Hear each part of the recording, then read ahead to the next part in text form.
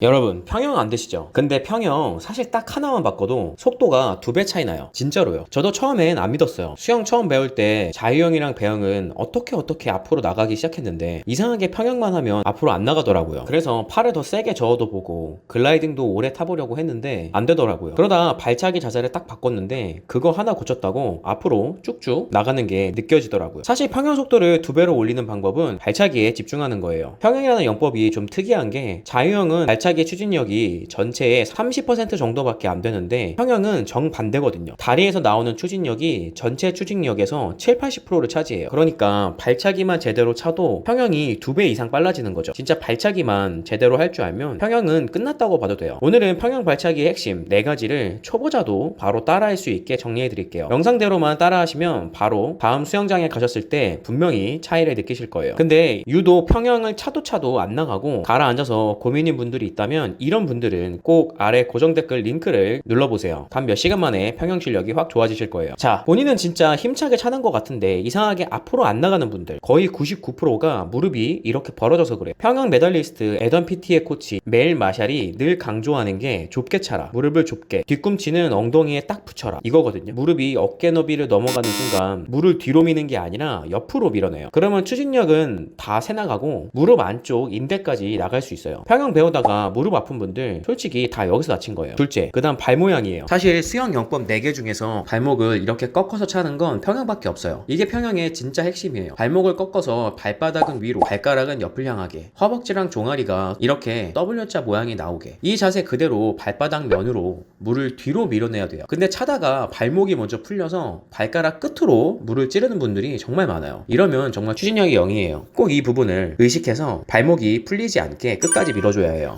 세 번째, 차다 보면 몸이 자꾸 위아래로 들썩이시는 분들이 있어요. 이건 무릎을 몸쪽으로 너무 깊게 당겨서 그래요. 허벅지까지 배 쪽으로 확 접으면 이렇게 다리를 올리려고 반대쪽 골반이 버티면서 몸이 들썩거리는 거예요. 본인이 일부러 그러는 건 아닌데 자세상 어쩔 수 없이 이렇게 돼버려요. 그러면 추진력이 앞이 아니라 위아래로 다 새버립니다. 그래서 허벅지는 살짝만 접고 이 정도 각도로 구부려 주시면 됩니다. 네 번째, 평형을 처음 배우는 분들이 자꾸 팔이랑 다리를 동시에 움직이려고 해요. 근데 그렇게 하면 양쪽에서 저항이 걸려서 앞으로 안 나갑니다. 멜마샬 코치도 당기고 차고 미끄러지기 이 순서를 무너뜨리면 안 된다고 얘기했어요. 팔 갈 때 다리 쉬고, 다리 갈 때 팔 쉬고, 그 다음에 쭉 미끄러지기, 이 분업이 평형의 전부라고 보시면 됩니다. 자, 여기까지 평형 발차기 핵심 4가지였는데요 근데 막상 수영장에서 따라하면 머리 하얘지고 물만 먹다 나오시는 분들 있으시죠. 발차기 차려고 하면 힘이 안 실리고 차도 앞으로 안 나가고 무릎은 시큰거리고, 사실 저도 그랬어요. 그래서 수영을 처음 배울 때 유튜브 영상을 진짜 많이 봤던 것 같아요. 발차기 각도, 팔 동작까지 보면서 아, 이렇게 하면 되겠다 싶었는데, 근데 막상 수영장에 가서 물에 들어가면 하나도 안 떠오르더라고요. 근데 지금 생각해보니까 이게 어쩌면 당연한 거더라고요. 유튜브는 평균적인 사람 기준으로 알려주거든요. 근데 사람은 다 다르잖아요. 누구는 유연성이 부족하고, 누구는 방향 자체가 틀어져 있고, 내 몸에 문제가 뭔지 모르는 상태에선 아무리 영상을 봐도 해결이 절대 안 되더라고요. 그래서 많은 분들이 이런 문제를 해결하기 위해서 수영 강습을 등록하시는 것 같아요. 근데 막상 가보면 어떻던가요? 한 레인에 20명, 많게는 25명씩 우르르 들어가요. 강사님은 한 분인데 수강생이 25명. 그냥 앞사람 발꿈치만 보면서 왔다 갔다 하다 보면 수업이 끝나 있어요. 내가 뭘 잘못하는지 아무도 봐주지도 않고 궁금해하지도 않아요. 심지어 이 50분 동안 평형만 집중하는 것도 아니에요. 자유형 조금, 배영 조금 이렇게 섞어서 하다 보면은 결국 50분 동안 어느 영법도 제대로 배우지 못한 채 끝나버리고 이렇게 의미 없이 몇 달이 지나가 버립니다. 그래서 이 시점에서 개인 레슨을 알아보시는 분들이 많아요. 저도 그랬고요. 1대1로 배우면 좀 낫겠지 하고요. 근데 이번엔 가격이 문제예요. 처음 본 강사님한테 몇십, 몇백만 원을 선 결제하는 부담감, 게다가 대부분 개인 레슨은 물이 계속 흐르는 엠드리스 풀에서 진행되는데 초보자한테는 적응이 어렵고, 자칫하면 계속 흐르는 물 때문에 물 공포증이 생기기도 해요. 그 다음에 가격적인 부담을 덜어내려고 1대4 이런 소그룹 레슨을 알아보시는 분들도 많은데, 이런 레슨은 내가 수영하는 모습을 한 번도 제대로 못 본다는 거, 강사님 한 명이 여러 명을 봐야 하니까 한 사람 한 사람 붙잡고 촬영해줄 수가 없거든요. 결국 비싼 돈 주고 내 수영하는 모습은 못 보고 돌아오는 거예요. 그래서